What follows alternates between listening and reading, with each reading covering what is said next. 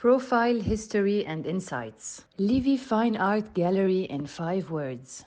So we are a contemporary art gallery based in Zurich. Who is Marie-Christine and who is Caspar? So I originally studied business and art history, and then worked in different galleries, and then also for the Art Basel Fair, and then joined Caspar to found our own gallery. I came into the gallery and art business first as a collector. I collected contemporary art for quite a few years while I had a career in another field, and that became more and more my main attention. And then at some point, about 4 years ago, I decided to become a full-time gallerist and art dealer. I come from Munich originally, and my family has been in the art world, going on 50 years next year. So I come from a background of. Role of the family business in the gallery's direction. So my family deals predominantly in old masters, 19th century and classic modern. So and we are very much defined as a contemporary gallery. So the overlap is more in the sort of the business principles that we've learned from our family, and that is a focus on quality and also longevity. And it's very interesting to see somebody who's been in the business for 50 years looking back upon what they achieved, and we want to have the same sense of accomplishment that when we look back in 50 years' time, that we absolutely brought the best and the most interesting that we could to our clients. Ultimately, your heritage and your where you come from has an impact upon the art that you that feels close and relatable to you. So German art has a strong, or artists from Germany have a strong presence in our gallery, just because that is part of our heritage and part of our the art that we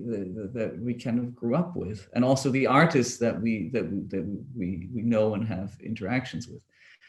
That being said, this is not a gallery program is an ever evolving kind of thing, and in the years to come, we will be showcasing more artists from Switzerland as well, and also from abroad as the network kind of grows. Yeah. But yeah, German art has a big component in the program, because that's where I'm from, at least, and that's what I grew up with. Main source of inspiration for the gallery. Our main inspiration is really our conversations with the artists, and what they are creating today and what they're interested in. And I think artists are always they're very sensitive to things that are happening around us, and so for us, that's really the biggest inspiration.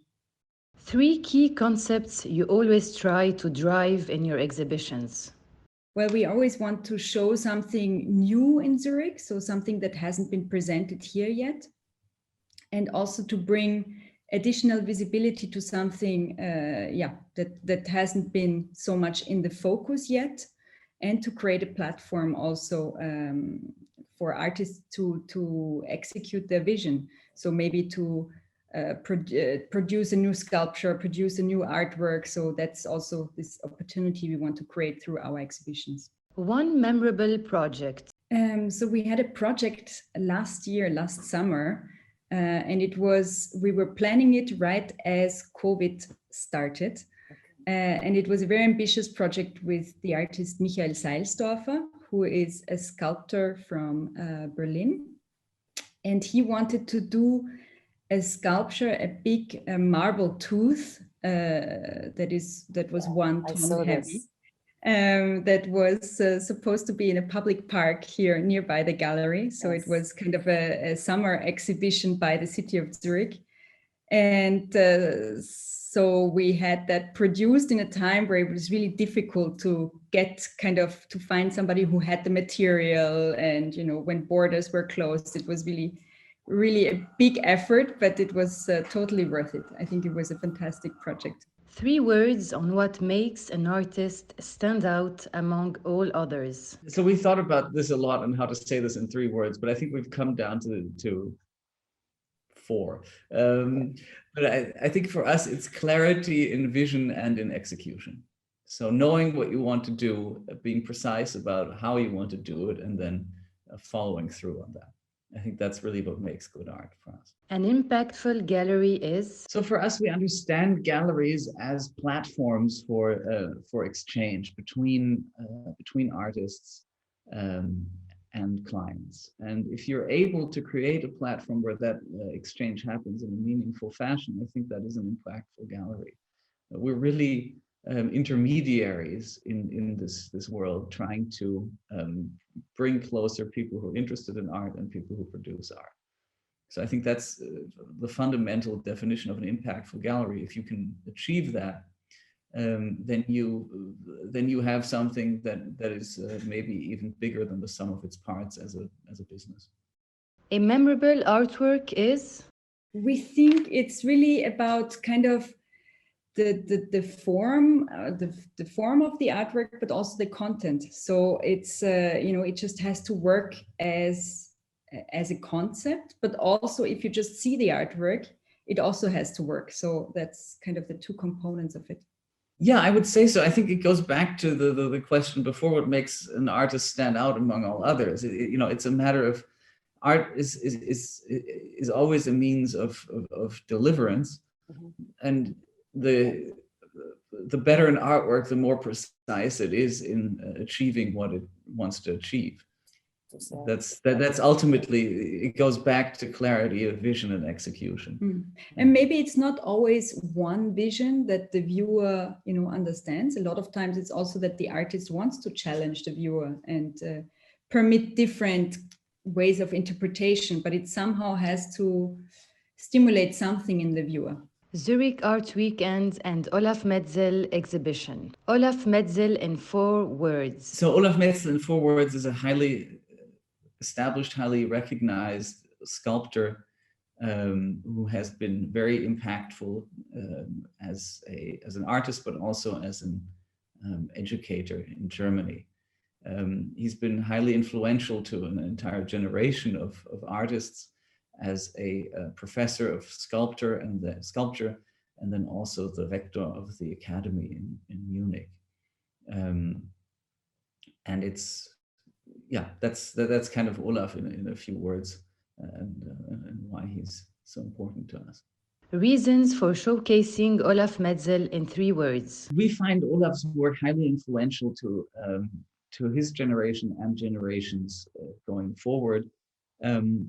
And we find that his work was underrepresented outside of Germany. And so the Zurich Art Weekend, as a platform that brings a lot of people into town, was for us the ideal moment to showcase his work, because we can get exposure for Olaf to people who have never heard of his work and can kind of see for themselves of what quality and how important it is. Concept and message of the exhibition in 6 words. We've already got 3 words with 1 + 1 + 1. So 3 more. Basically, it's like it's with all of Olaf's work. It's the sculptor surrounded in the media and current landscape that surrounds him, and the synthesis between those 2 poles: the individual artist, observer, and the sculptural work that evolves from that. COVID-19 and the digital era. COVID-19 and lockdown. Main opportunities since your gallery opening in 2019. So for us, I mean, in the beginning, it was a big shock, as for everybody. But then, as you say, there were some opportunities that were arising from this crisis, mainly that people couldn't travel. So also a lot of collectors or potential clients were based, here in Switzerland, and they discovered the local galleries. And so for us, that was a great opportunity to meet new collectors, to meet curators, to meet a lot of people who are interested in art, but who had always been going abroad to see to see exhibitions, and now they were in the city. Adapting to stay in touch with your audience during lockdown. So in the beginning, when we had to close the gallery, we were a lot on the phone, because for us it was very important to still keep this connection with the artists, with our collectors, and with everybody around the gallery. And I think through the phone, that was kind of the most immediate way in the beginning. And then we also thought of new things, like we did a work of the week video, where we always presented one work in a brief video. So we would describe one work in about 3 minutes in a video, and then send it through our newsletter, and also post it on Instagram and on social media. And that there we had very, very good feedback. And so that was, for us, a format that worked very well. Digital era. Threat to the physical galleries, hence to your business? I think it's more an opportunity than a threat. It's more, I think, especially in our industry, digitalization was really much more developed now through the pandemic. And I think it can really go together. You know, for example, we are doing showrooms now, online viewing rooms, which are being sent out to our collectors shortly before the exhibition opening. And then and like that, they can already, you know, get a first view digitally. Then they would come to the gallery, look at the work, which we still think is very, very important, because especially for sculpture or for installations or other artworks, it's important to see it in original. And then they would go back home and decide, and still have the digital support. And then we would maybe still do a video call or something. So I think it really goes together very well. Longevity for the physical galleries, or a hybrid phygital kind of model for the years to come? Yeah, I couldn't agree more. I think we also saw this now that things opened up again, how happy people are to come back to the gallery, to have a meaningful interaction, a physical interaction with the art. You saw for yourself at the Zurich Art Weekend how many people came out. It was clear to us that was sort of, you know, a moment of rebirth, and people realized, you know, how much sensory deprivation they've been under by just, you know, sitting in front of their computer screens and interacting with the world through that filter. Exactly. And it's also, I mean, it's part of the fun of, you know, being interested in art or buying art, or even just looking at art, to also have that exchange, not only with the artist, but also with other people looking at it. I think that's really something that all of us discovered or rediscovered during the pandemic, that this exchange is it's essential to what we do. And I think that goes back to the gallery, to how do you define the gallery, and to defining it not just as a retail space, but as a platform of exchange where people can come together. You can, you know, you can interact with other people. You can, the artists, but also the people around you who are of a like mind, to see art together and to have an exchange with people about the art. I think that's something that often gets lost in the art business, is that is one of the main selling points, or the main sort of points of attraction for a gallery, is that, you know, you become part of a I mean, community is always a word that gets tossed around so much, but you become part of a like-minded group of people who you can exchange with. Livie Fine Art digital strategy. I think also social media and digital are really developing so much that it's difficult to predict what the strategy is going to be moving forward. I think for us, we will certainly continue to build up more digital channels, or to kind of concentrate more on digital at the same time as we're doing exhibitions here, because it's important, and it's something that also is important to artists and to our collectors. So we will certainly put even more energy in that going forward. And I think for now, for us, social media is very important, because it's the place where everybody looks at anyway. So it's already an established platform. And many artists and many collectors are present, for example, on Instagram, but also on other channels. And then the online viewing rooms for us were working very well. So I think for the moment that are our kind of main channels of communication. Future projects and perspectives. Threats within the art industry. If yes, what are they? So for us, the main threat that we observed that was driven through has been present for so long, but like everything else, every crisis is a catalyst that kind of exacerbates existing phenomena. And we think that consolidation in the art industry is very much on the move. If you see how much of the business is transacted through major auction houses or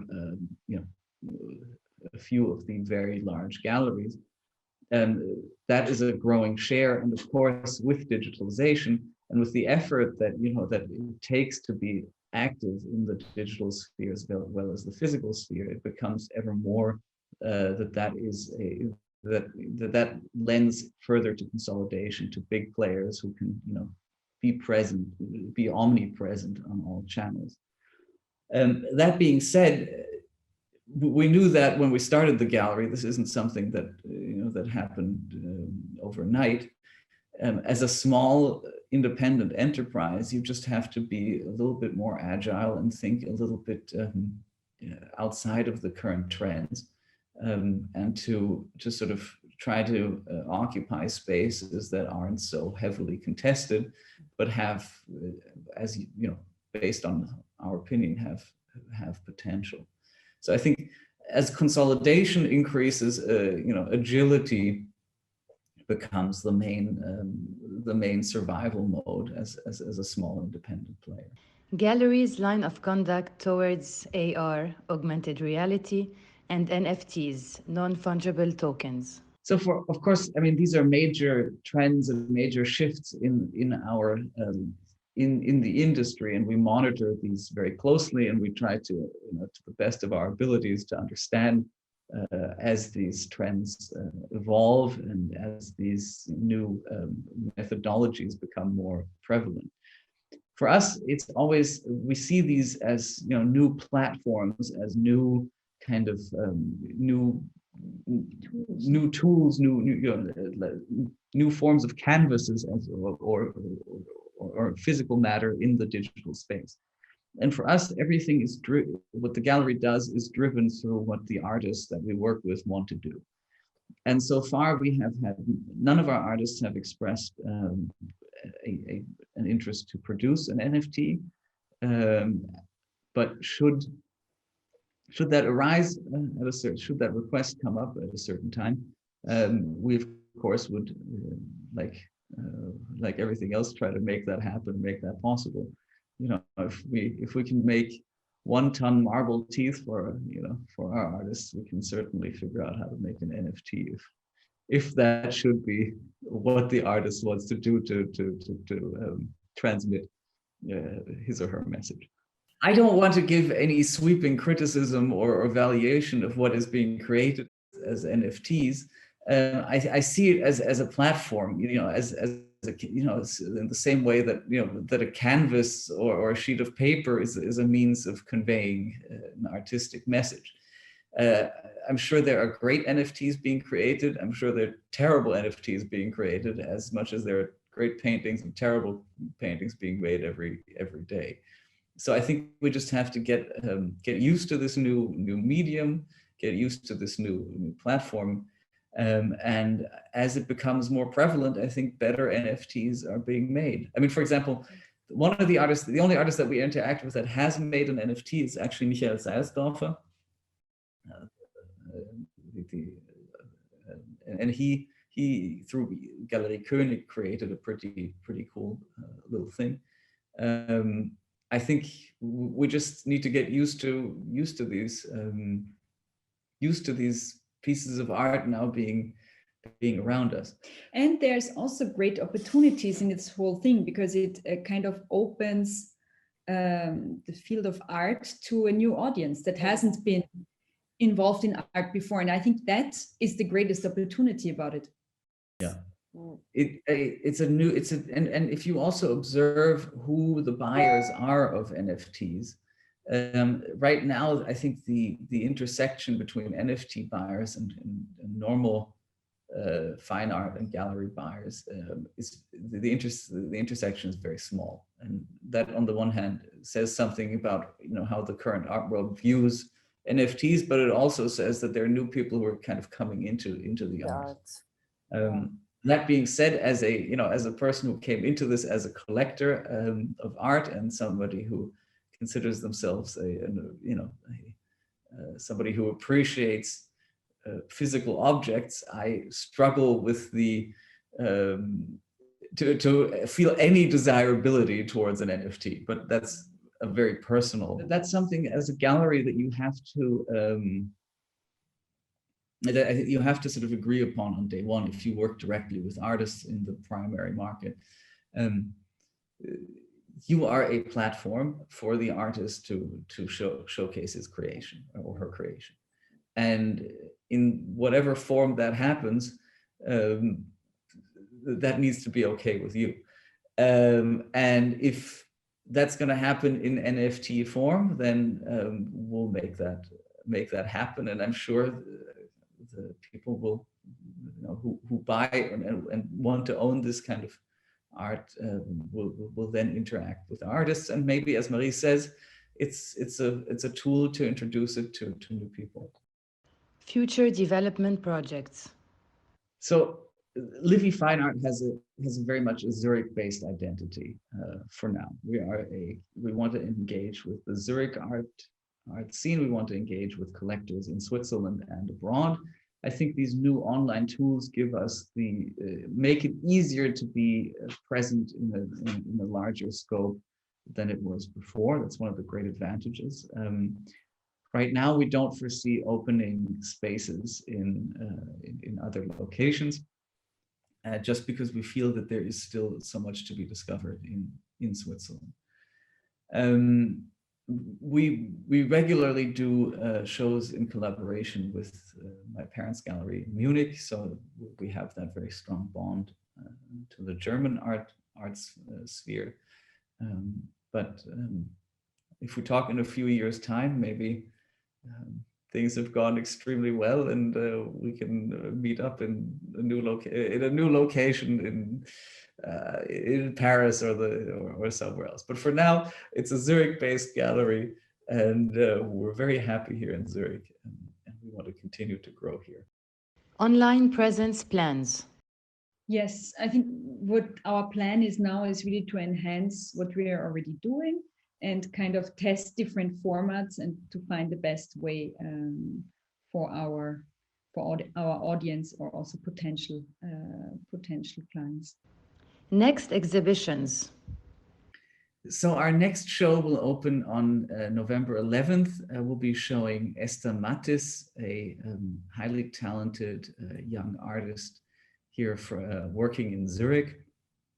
We're very excited to showcase her first exhibition here with Livie Fine Art, and we very much encourage everybody around to come and experience this Esther's art. The other project we're doing already next week is in conjunction with my parents' gallery in Munich, where we show some secondary works that we work with that I've been collecting for a long time by Günter Förg and Fred Sandbach, together with master drawings that my parents are showing from the, I think, 16th to the early 20th century. So those are the two shows before the end of the year.